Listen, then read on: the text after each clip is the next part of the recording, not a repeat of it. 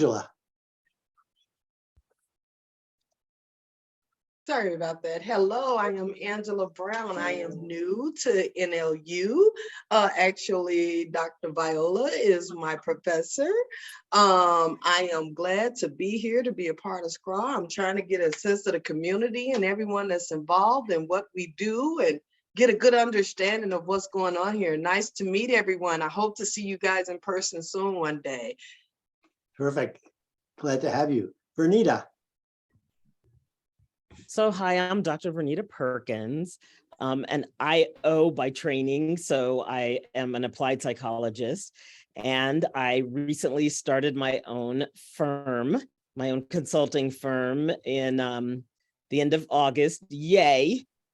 So I'm now 100% practitioner. I still do guest lectures and thanks for the thumbs up. I still do guest lectures and things like that, but now I'm very, very committed to how we can really move practice forward in SCRA and across community psychology and all the other divisions. Nice to be here. Nice to have you in your new role. That's very exciting. Ernest. Hello, I'm Ernest Davis. I am a recent graduate of the NLU program. I'm in Cincinnati, not too far from David. I have the Community Psychology Health Collaborative shingle hung outside of my window, where we work on empowerment of patients and communities within healthcare, and health research. Terrific. Welcome back.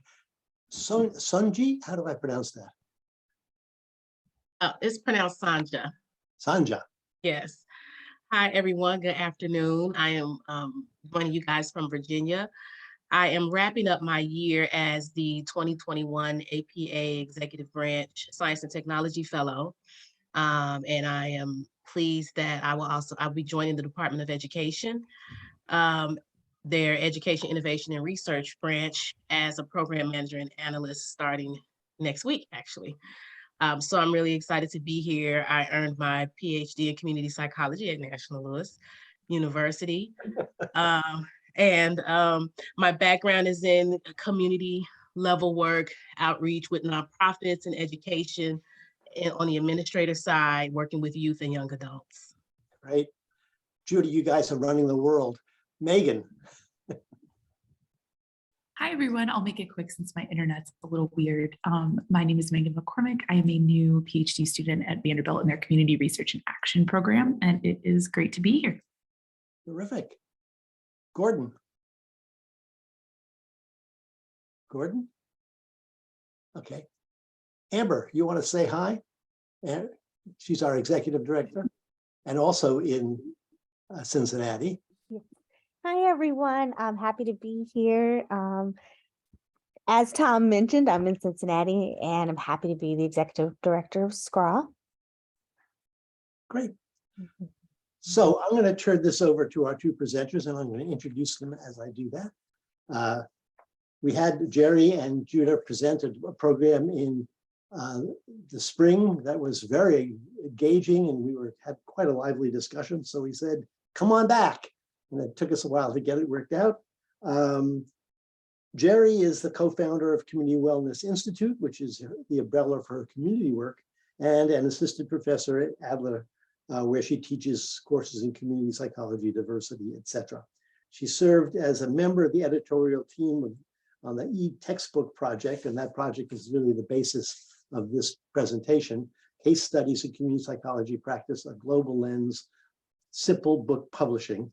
And it's a open source book, and Judah has they're hitmen out to get Judah from the major publishers in the country, because he's producing all these free books and putting, the hardcover guys out of business. So it's wonderful. And Judah is a community psychologist, associate professor of psychology at National Louis University, currently serves as the publications committee chair for SCRA, and he manages an independent consulting practice on numerous issues. So I'm going to turn it over to the two of them, And to take this off, I will just note that in your calendars, you should see that November 4th, we're bringing the community psychology practice group back to life. And so please join us for that. And in December, Amber is going to lead us in a discussion looking at decolonizing community psychology practice competencies. And in 1 hour and a half to 2 hour session, we're going to do the whole thing. So it's going to be an active, lively work group. And Gordon is here. You want to say a word? No. Okay. Sure. I'll just say hi. I just put my intro in the chat. Okay. And a very quick word from Tatiana and Masoud, who just arrived. Just an introduction. Oh, sure. Hi, good morning, everyone. I'm Tatiana Bustos. I use she, her pronouns, and I'm in Washington State Department of Health. So I'm currently in the state of Washington. Good morning. Good morning. And Masoud, did I pronounce that right? Good morning. Good morning, everyone. I'm Moshood. I'm in Illinois, Bolingbrook. It's nice to be here. Great. Okay. Take it away, Judah and Geri. Or Geri and Judah. Definitely Geri and Judah. Yeah. Morning, everyone.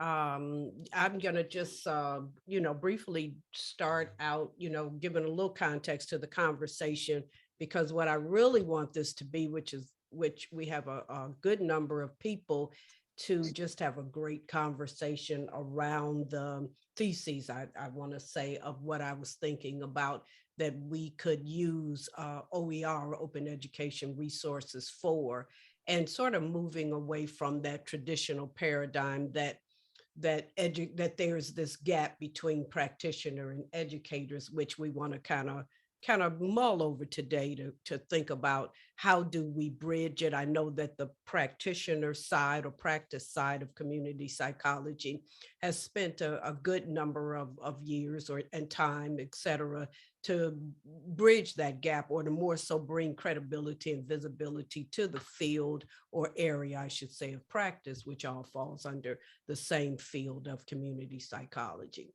And so I thought it would be, so it's great to see practitioners here, as well as what I call hybrids, educators and practitioners, or educators who don't actually practice. But I tend to think that as community psychologists and even in applied psychology, that practice is in there somewhere. So I'm not gonna hold the space, the floor, so much to talk myself, but to ask these questions, and then of course open the floor up. So many of you know that Dr. Viola, Judah, and I have published, I should say Judah and I and two other editors have published a case studies book, or a book that's entitled Case Studies in Community Psychology Practice, A Global Lens. And of course, it's around community psychology practice and bringing that to the forefront, bringing that to use case studies where the authors are all community psychologists or hybrids, to bring forth their stories and take a look at them. And so my thought, around that is, because open education resources are free and accessible, should we move past the four walls of an education of a classroom, so to speak, their traditional education, and can't we use them to educate, or to, I would say, professional development, if I think about it. And I'm really kind of flushing this out, which again, so this is a twofold, is to think through how can we do it, and to think through creating what I came across as I was looking at this, our communities of practice, right? Where there's more synergy or more connection between practitioners and educators. And I'm thinking that maybe that separation, or how do we blur the lines, so to speak, to that. So I think, that's a little context, around the questions that I want to throw out there. Judah, did you have any other thoughts around prefacing, or kind of context around what we're hoping to this conversation will look like? Yeah, I think thanks, Geri. Hello, everybody. Welcome, glad you're all here. I'm certainly glad to be here. I've got my background is part of the cover of the Geri's book. That's I like it a lot, so I don't get too many meetings where I get to put that as the background. But I think we just want to open up the space to discuss not just all the wonderful things about open access education resources, but any remaining challenges and concerns. I know early on in self-publishing, early on in online texts, there were concerns about the rigor, there were concerns about peer review, there were concerns about kind of legitimacy and credibility. I think those have certainly declined, but they may still exist. And particularly from academics perspectives or university perspectives, there may be still some bias against, although most federal agencies are now requiring their funded work to be published and openly accessible in journals. They're paying lots of money to pay the journals that typically have firewalls to make particular articles open access. A lot of researchers and scholars are presenting and sharing preprints of their work in a free version that's almost identical to what gets published into the journals that have the firewalls. So we're at a time where things are changing. But I think I'd love to hear other people's perspectives. Geri and I are certainly in the pro OER camp and want to just talk and think about how to get more people involved. But we also need to consider, what some of the potential drawbacks or other concerns might be. So this is an invitation to jump in with questions, comments, concerns, or ideas you want to build on from what Geri might have said, or the topic in general. Thanks, Judah. Yep, I totally agree. And one of the things that I want to, and I'll put it in the chat as well, when I was looking at this about creating these communities of practice, a conception or definition for us to, have in front of us might be communities of practice are groups of people who share a concern or passion for something they do and learn how to do it better as they interact regularly.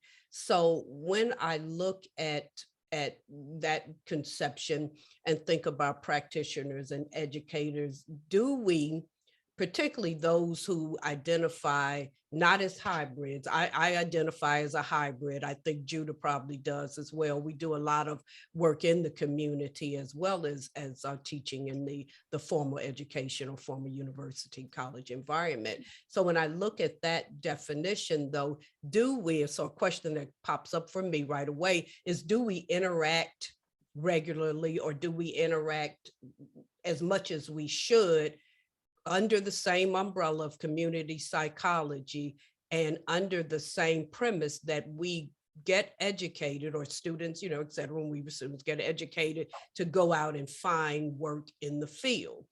So do we interact in ways that are I think, bring forward the best out of community psychology, or what does that look like?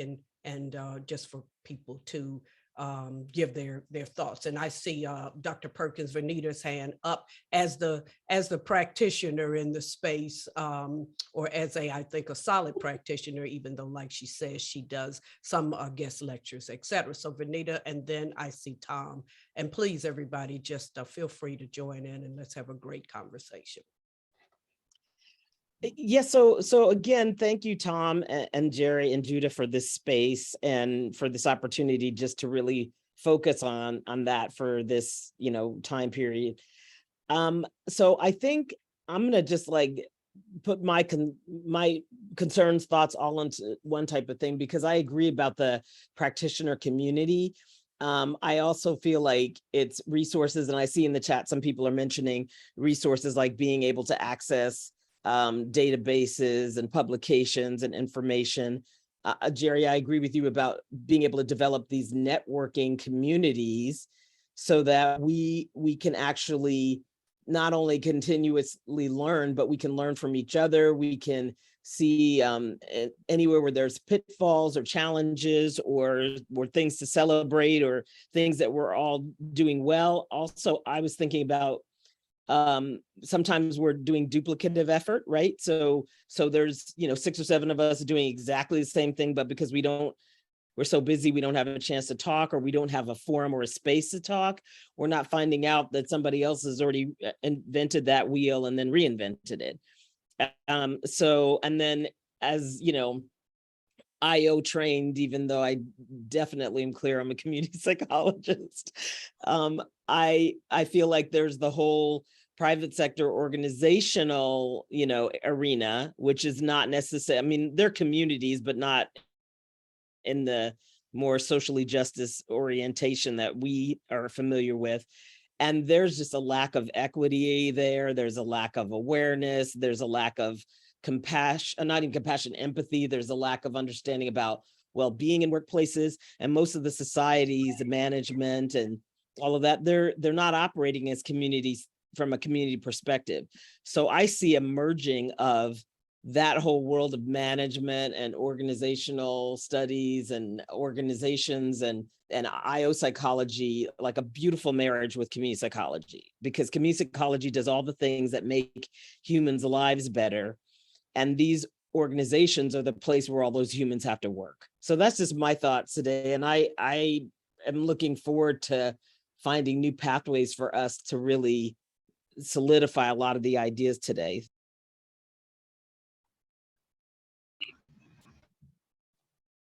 Thanks, Renita. Tom, do you want to jump in? And then I see Sanja has a comment after Tom. Yeah, mine is really a question for the group, because in the way it's presented, we need to invent communities of practice. And I think they're out there. And I think people all have had them. And I think I always learn by stealing from other people, learning from them, borrowing from them. But that's how we all do it. We see something that's really working. And so I'd be interested in people where there's been both academics and practitioners and what's come out of it. I mean, one very obvious 20-year partnership was the Community Toolbox, where there were academics at Kansas and then there were practitioners, and we brought lots of other people into that to write sections, but that was built on that kind of a partnership, and it wouldn't have been the same without it. So, and I bet you everybody here has a couple of examples they could add, because I think that's where we learn.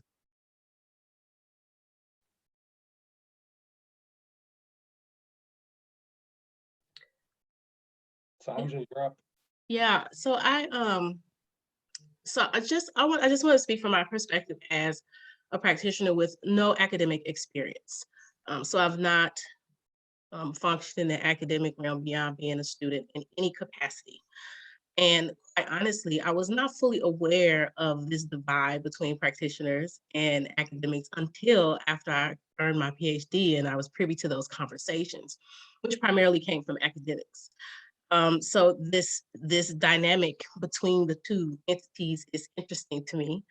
However, as a practitioner, after receiving my PhD in 2020, I do realize, as Tatiana mentioned in the chat, that there are barriers to information due to paywalls and things like that we run across as practitioners.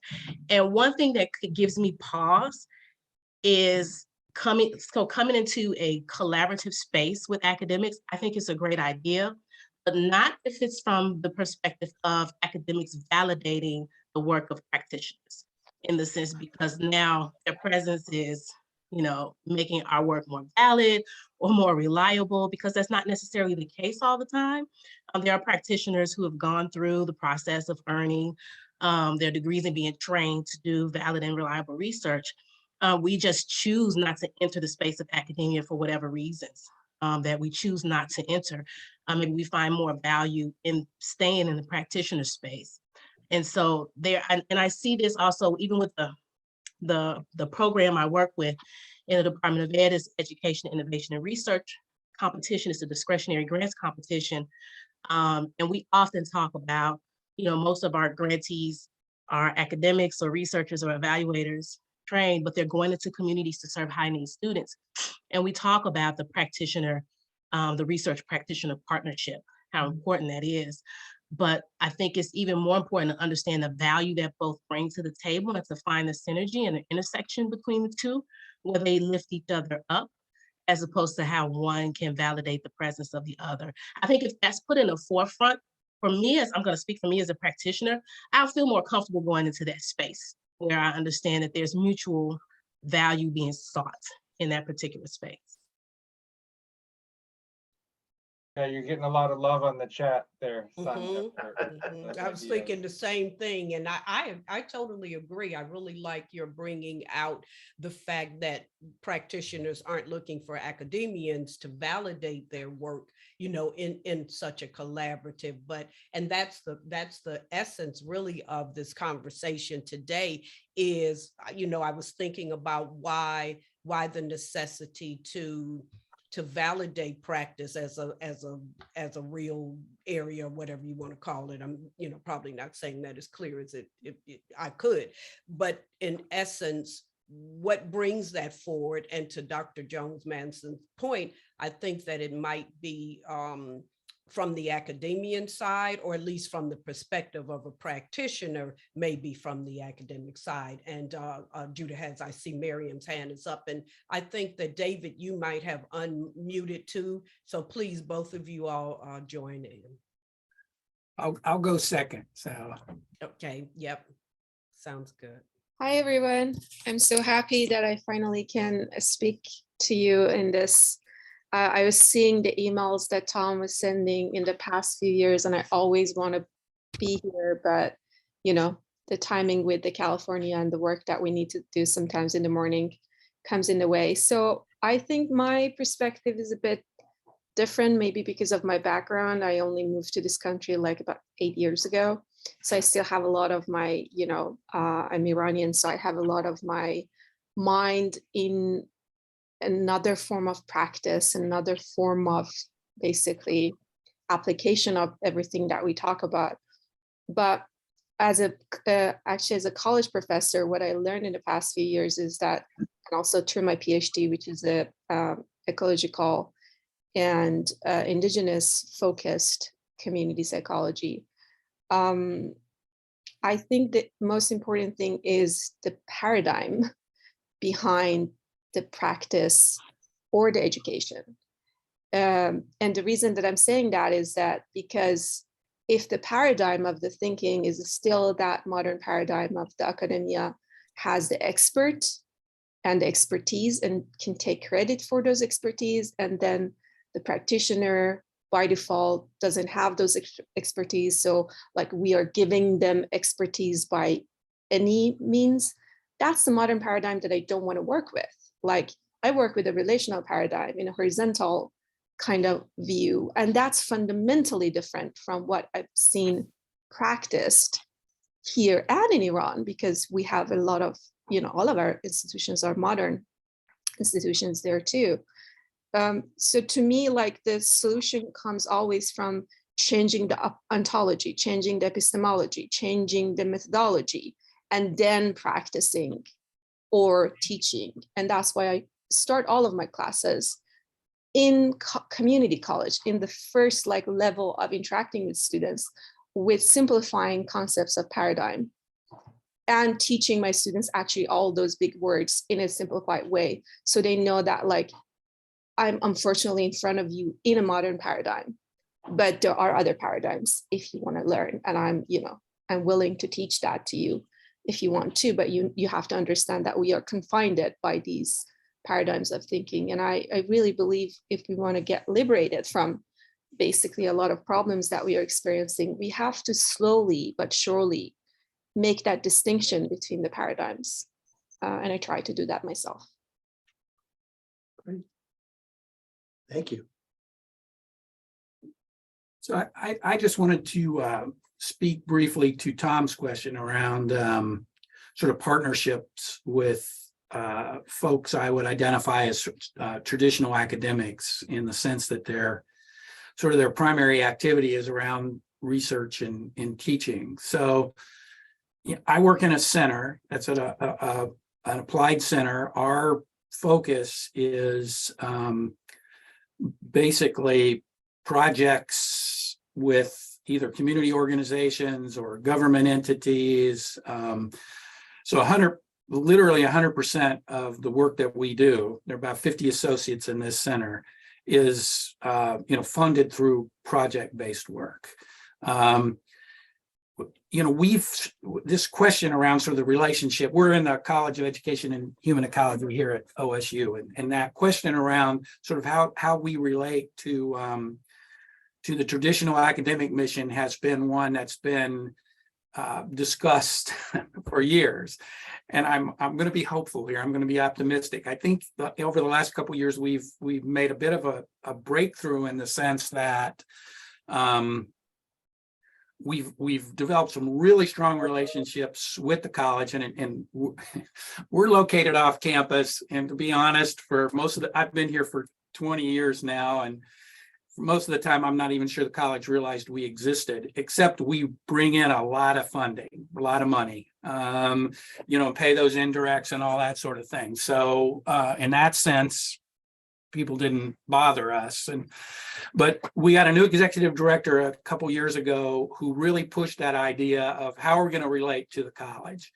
And we started talking about, roles and this concept of what we call translational research became sort of a theme. And what was really nice about that is there's a definition of translational research that talks about 3 specific components: research and development, translation, and policy development. So 2 of the 3 are applied kinds of things. So and that got endorsed by our director, it got endorsed in the college when we've been able to put some of those ideas in papers that we've published and so forth. So, we're gaining some traction in terms of things that the college values. But what's been real nice about that now, as we engage faculty members, and one of our requirements is we work in partnership with faculty folks, but now we can engage them in that context. So, as an example, I've got a project right now where we have a fantastic relationship with a faculty member, and one of the requirements was creating it's a project around immigrant families and educational requirements and so forth and so on. And the Ohio Department of Education wanted to develop a new definition of. So we work with, so that the faculty member's job is basically to look into the literature and really understand, state of the art and so forth and so on, produce that product. My role as a practitioner has become almost entirely sort of managing a bunch of different resources. So I bring no content knowledge to that project really whatsoever, but I'm in a lead role because I'm acting as a facilitator. I'm identifying resources. I'm bringing those resources to the table. I'm the liaison between our center and the college and Ohio Department of Education. That model has just worked so well. And I think the faculty people really embrace that also. I mean, I can't speak for all of them, but, we've worked with, over the last couple of years, maybe a half a dozen folks who've sort of slipped into that role of producing knowledge, but in the interests of moving a product or moving a project forward, where the outcome's not about producing new knowledge. In the case of, well, we could have a long conversation around what the outcome of this immigrant family project is, but it's not producing new knowledge. New knowledge is sort of an ingredient. So I'm really optimistic because it's just worked so well in the 4 or 5 projects where we've been explicit about sort of using this approach. So not sure it's new because those ideas have been around forever, but it's working better now than it's ever worked in my in my experience. So just wanted to throw that out there.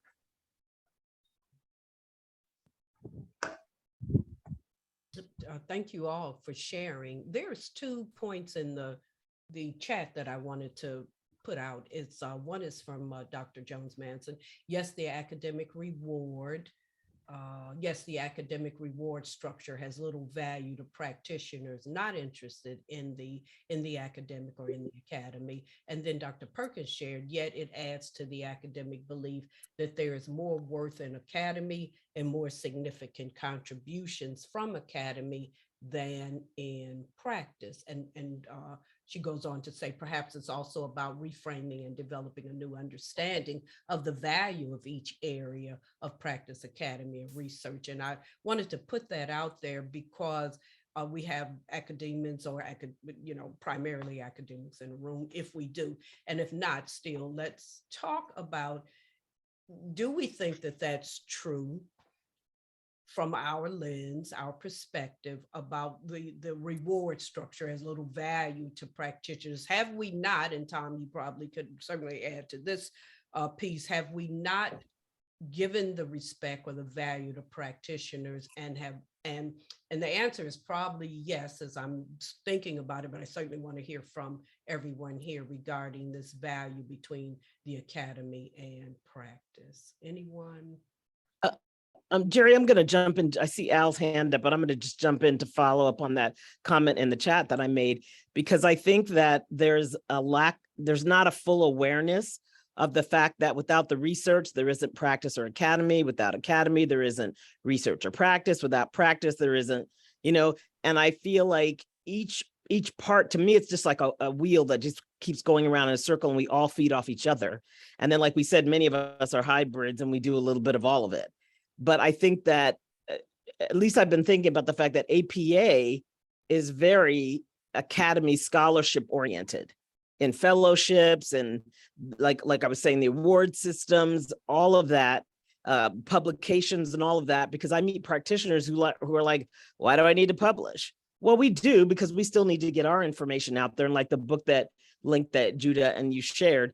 But I think that maybe we're so busy, all of us, that we don't stop and take a pause and just reflect on the fact that we can't do it without the three.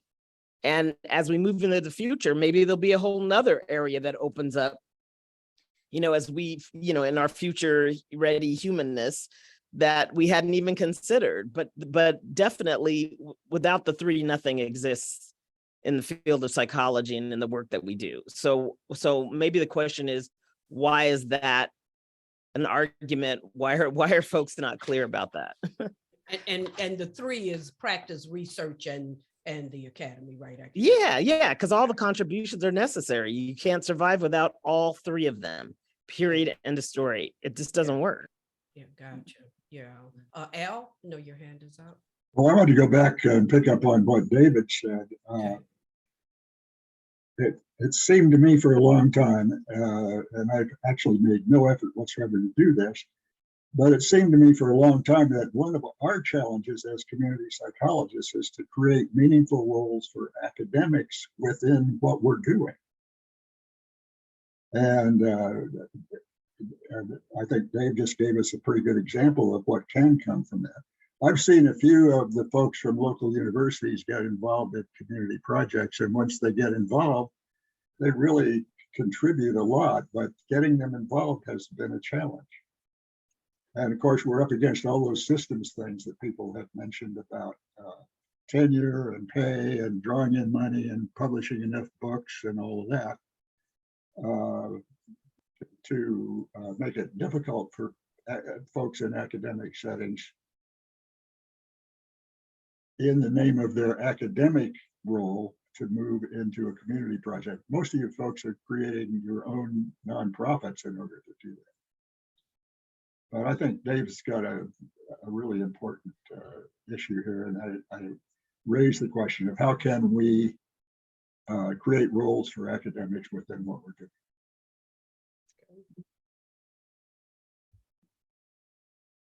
I see Tom's hand is up. But just quickly, in my many years of experience in the community, I collaborate with all kinds of people, the grassroots and other organizations and other agencies. I have rarely, in 50 years, found too many community psychologists out there getting their hands dirty who I run into and say, let's collaborate. I mean, I'll meet them at the biennial and we'll come up with some projects that we do, but from the community, that's not where I'm finding them. And I've learned so much, just all the understandings I have about, becoming aware of all the racial issues in this country came from people I collaborated with who were working in the community. and they educated me directly. It wasn't just, implicitly. They knew this guy has to be tutored, and they did. I appreciated it. So I think that, we have to look to see who are the collaborators out there who make the work happen. I second that, Tom. Thanks, Tom. I see Sandra and Erica both have hands up. Go ahead, Erica. I lowered and raised so that I was after you. I just had a question for you, David. The example that you provided was very interesting. Thank you for sharing that. But I'm curious, so with the role, and correct me if I misunderstood anything that you shared, but the role of the academic is to kind of source information and knowledge, and your role is more, it sounded to me like a project manager. You're kind of standing in the gap, facilitating the movement of a lot of different pieces. Is there a pathway, even though the goal is not for knowledge production in this particular project, but is there a pathway for the knowledge from your target population to bubble up and inform the knowledge that the academic is providing? Like, is there a cycle there? Because when I heard it, when you first explained it, I was thinking, okay, I get the project management role and I see how that's beneficial, but I was just listening for the space where that knowledge can bubble up as well to inform the knowledge that's coming from the academic side. Yeah, that's a great question. And we've been working on sort of this approach for a while, and there's a footnote around that model that sort of speaks to the values that drive our work, and community engagement is one of those values. So that very definition that I spoke to is going in front of a community group of people with lived experience. I can't remember whether it's next week or the week after, but essentially, the way we've framed that process is, and the community folks, there's a community group that's sort of acting in advisory capacity for this project, and the way it's been framed is, we do want to be based on best available knowledge, or evidence-based practices, or whatever you want to call that. So the idea of drawing from that literature, people support that, but the proviso is the community folks have the opportunity to act on that definition. However, the sponsor of this project also has that right, and there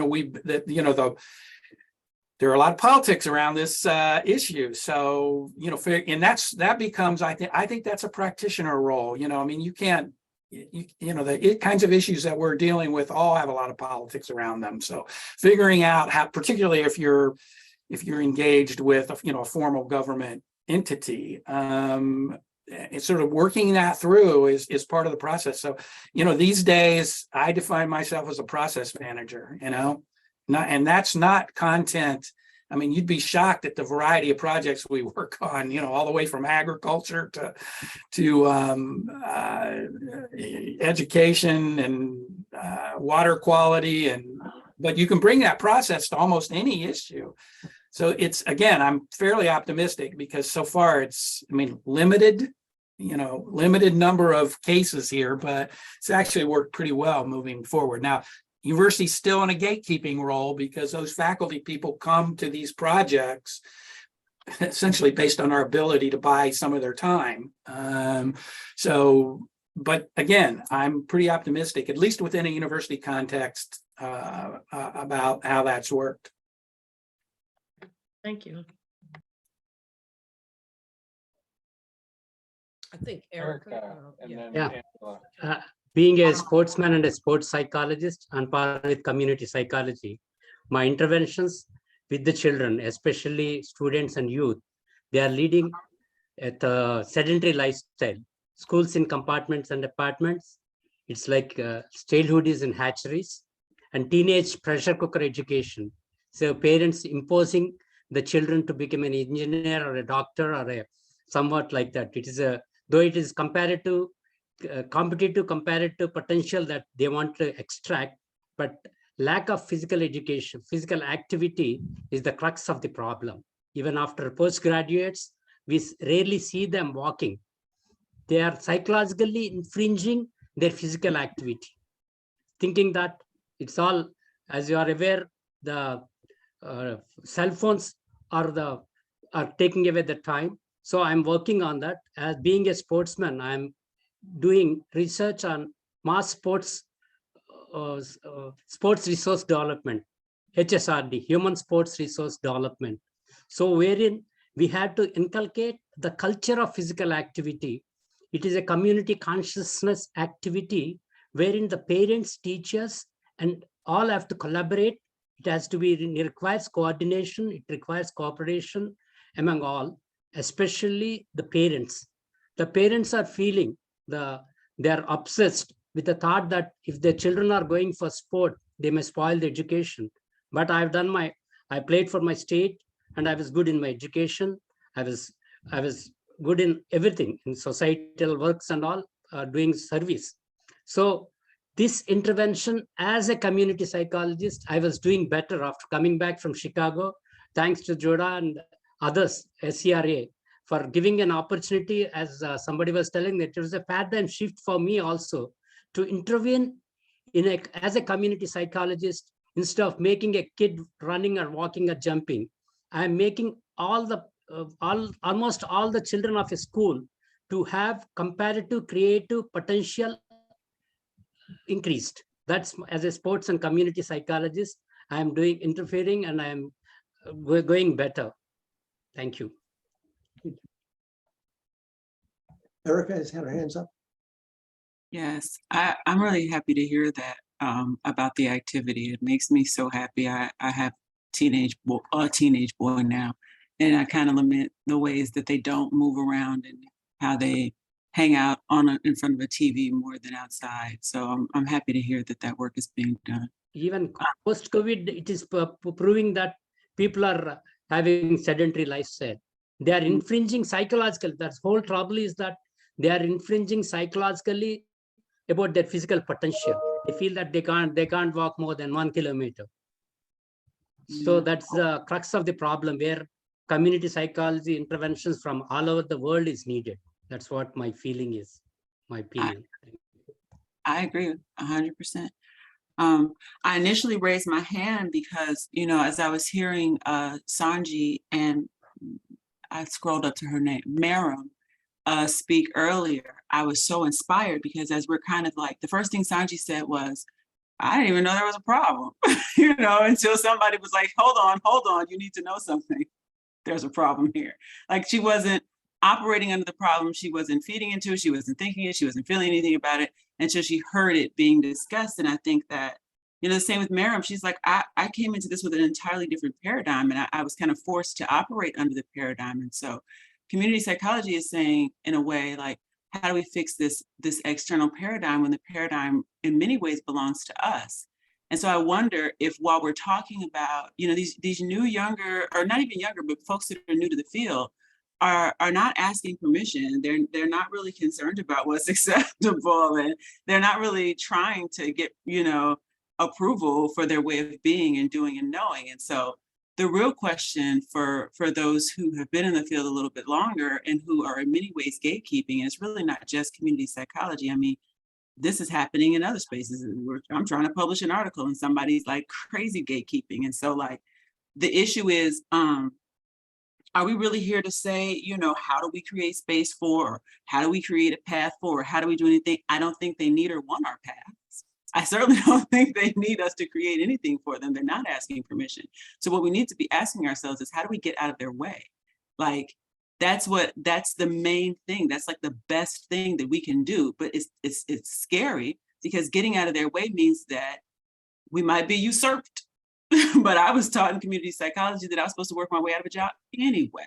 But we say that on paper and then really don't do it in practice. That's a good question. How do we get out of the way? For one, we stop gatekeeping when we're publishing articles. Stop telling people what is acceptable and isn't acceptable. We had a conversation previously about what is and isn't an acceptable dissertation. People are doing podcasts. People are doing gallery showings and presenting information in a beautiful way. I've been trying to convince a very creative young woman to do an anthology. And so, like, stop telling people what is correct, because your version of what is correct often, not people directly on this call, but the version of what is correct is often antiquated, serving of a dominant and often pathology-laden culture, which we should be rejecting and moving away from anyway. And it really hampers the thought processes of these new community psychologists that are coming in at a time that's just so rich with diverse cultures and ideas and understandings, that trying to fit that beautiful and large and wild kind of understanding where they're thinking and growing and being and knowing in so many different ways, trying to then funnel that into this very small definition of what community psychology is, practice or otherwise. And these random silos that are created for no reason at all are just crazy. Like, why do you have to name it in the first place? Like, I'm just a community psychologist. These are the principles that I come from. Like, what's with these silos? So I think that for us, we can listen and learn to what people want to do, as opposed to telling them what's allowed. And a little bit get over ourselves that we even have the capacity to create a space for somebody. Because I don't think I could create anything for Sonji. I think she's going to create whatever she wants to create for herself. And my job is to see what I can do to facilitate, listen, and learn. And be grateful for it and try to incorporate her teachings into whatever I'm doing and not try to control what she's doing. I really like taking this conversation to that broader space, Erica, and because I think everything that we think about on a minuscule or a local level, whatever you want to call it, has broader implications. So yeah, we appreciate you taken to that, because I think everything has the global look, right? Or has this global implication or umbrella that we're really talking about. So yeah, I think that everyone here appreciates really looking at it from that scale when we talk about create or co-create or any of those things, is going back to why are we there, right? What has, taken us to the point where we look at it from that level, because I have to absolutely agree. And that's not only in community psychology, but I think about other disciplines as well.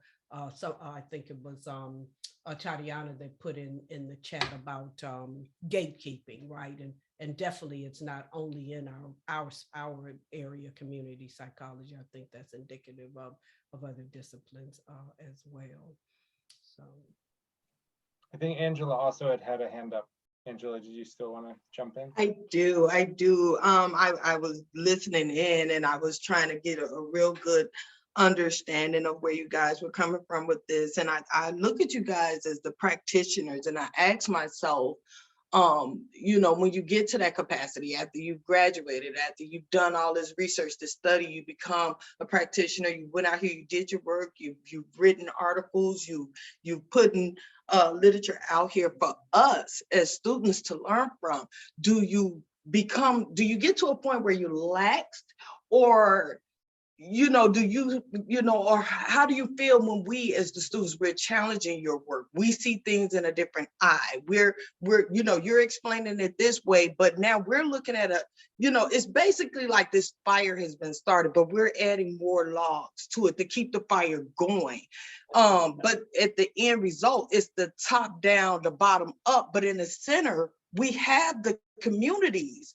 And I think it will work well, because not only are you guys teaching us and we're learning from you, but I think when we're challenging your work, it should keep that fire going to you, because you're learning from us. Like, okay, wait a minute, like she said, it's always progression. It's more and more coming. So as practitioners, do you guys feel as if, okay, I know what I'm doing, I've done the research, there's no need for academia anymore, I'm just doing me? Or do you feel like, okay, I need to really stay in tune with what these questions are, what our students are saying? Has this working for the community? Because at the end of the day, that's the change that we're all focused on. How can we help the communities and the issues that surround them? Beautiful. Yes, I agree. Anyone who hasn't shared want to jump in? I know Mushud is here. Gordon, any thoughts on your end around what we're sharing? I really like the direction of the conversation, as well as everyone's points. And Angela, Judah shared in the chat that yes, keep the fire going by challenging us and one another. I don't know how we survive if we don't have that. Yeah, Gordon, Any thoughts? You know, I guess I just want to appreciate kind of the whole group and the whole group conversation. And I want to add that, you know, I'm sure everybody feels somewhat similarly, but I mean, and maybe this is my own kind of frustration of sorts. But is that I feel like we've had these conversations a lot, and when we talk to each other, we kind of say somewhat similar things. Although I think there's some new things here today, but I just want to express a little bit of something. I don't know what it is. It's not anger, but it's kind of like we need an energy of a little bit of disruption.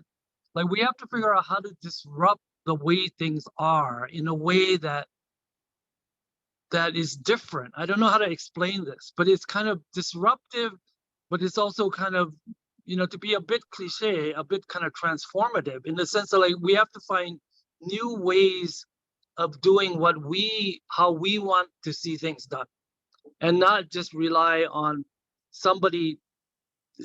Like we gotta create these spaces ourselves and not rely on anybody else.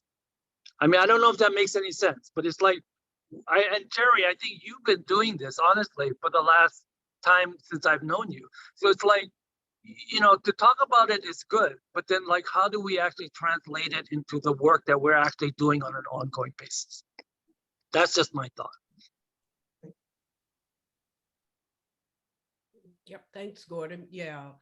I Sanji. think, yeah, go ahead. Yeah, somebody else's hand was up, Tom. Sanji. It's a new hand. Okay, great. Sorry about that. Yeah, you know, I was just listening to everybody sharing. Thank you so much, Gordon, for chiming in with that sentiment, because I think it goes along to what I was thinking after listening to Erica speak and considering Marion's comments as well. Like, even if we move into the space of transformative disruption, thinking about the different levels of where we have to operate, and it's not just at the academic or the practitioner level, like we have to think about policy and decision making and how that plays into it. You know, like in the Department of Education, we have the whole What Works Clearinghouse, which kind of determines what's quality research, right? And if we're thinking about different type of methodologies that we want to see used in research that's going to be acceptable, also have to understand the dynamic that as folks are writing grants and getting money from these different decision makers, it has to be in line with what they feel is quality too. So yes, we have, you know, the students coming up who are trying to do innovative things and think differently, and academics are encouraging students to do that. But we also need disruption, like at the advocacy level, at the policy level. And are we present in those spaces? Do we have a strong enough presence where we're challenging the ideas that only RCTs and QEDs are good enough, you know, to make it onto ERIC? Like, do we have enough of a voice in those spaces to challenge that, or to bring enough knowledge to the policy spaces to help politicians understand that anthologies are high quality research, and that the information that we get from that is worthy and valuable enough to be used and leveraged. And so that maybe that's more of the action Gordon is referencing. Like, we can have these conversations, but are we inserting ourselves in these spaces? You know, do we have representatives and voices in these spaces to challenge it and come back to this community in this space and talk about some of the barriers that they're seeing to the, you know, to the new mental models that we need to move forward in this space. Thank you. Judah and Jerry, you want to put some closing comments on this? Yeah, I saw Joe's hand up. Do you want to get a last? Oh, I'm sorry. Okay. Yeah, then Judah, I'm going to swing it back to you because I really like your question in the chat for us to end on. Well, thank you for me to have some of the last words. I'm Joe from Toronto, Canada, and I went to Michigan State. And just a few years, I've been a practitioner for over 35 years. And just a few years ago, I gave a call to my PhD advisor just to say hi. And he says, "We still talk about you down here." I said, "Oh, what do you say?" He says, "Well, when anybody asks, what's the strangest first job out of graduate school here? that anybody got, they say, Joe, he went to Price Waterhouse. And so the path of work, I'm not with Price Waterhouse anymore, a big company, I have my own company, but I work as a management consultant. I tell people I'm a community psychologist, which I am. I study with George Fairweather, etc. And I have used all the community psychology skills and philosophy with all my clients. So I've worked with and wrote papers on hundreds of projects related to aging, related to mental health, addictions, community homeless programs, helping my clients to have a neutral but in a proper way of evaluating programs. So evaluating statewide or provincial programs to look at different ways, for example, of providing dementia assessment rather than going to specialists to get family doctors to do it, and using the methodology that I learned and continue to practice. So I think another way to look at community psychology practitioners is that whole area of management consulting is another opportunity for community psychologists. And it doesn't have to be with businesses. I don't work with private businesses. I work with community agencies and governments. So I just want to share that. Great. I'm aware of the time. You do want to close it out, then I'll have some final comments. I was going to contribute something real quick if it's not too late. Go ahead. Okay, I certainly don't know. I teach and I also practice in different settings in the community, but I feel like I was lost from the beginning of the conversation until Erica said gatekeeper. And I certainly can find my voice, like, because even when I teach, what I tell most of the students is, it's not even me saying it. I'm sure you must have seen it. Students are relying on us. It creates some kind of hierarchy in that sense. And so what I do most of the time, what I say is that, the idea is let's go into the community and do this work, right? Yesterday, I was wearing a cape. I was with Senator Dick Durbin, for those that live here in Chicago, and what's her name? Jan, fighting so they can pass the Afghan Hat. I really don't understand the line between the two in terms of practice as a community practitioner and then academia. I've never been able to define them, maybe because I'm late into the game. So when she said gatekeepers should get out of the way, that sort of stick with me. And I feel like, maybe this is what we're saying at the end of the day, because the idea is for me, for people to get out of the way and let people do what they need to do. Whatever definition to put to it, it's been defined in the community psychology, different way. So people knows it and let them do the work the way they need to do it. I don't know if I'm making any sense, but that's my little contribution there. Wonderful. Yes, thank you. Well, Judah and Geri came to me and said, we'd like to provoke a discussion. And I would say you get an A+, because this was a fascinating discussion and you really led us right into it beautifully. So I thank you both for that. I would be very interested in anybody who's fascinated by this discussion to send me a proposal to do a Friday conversation on transformative disruption. I love that phrase. Someone used that today. So a couple of you people can put it together and we'll have that discussion.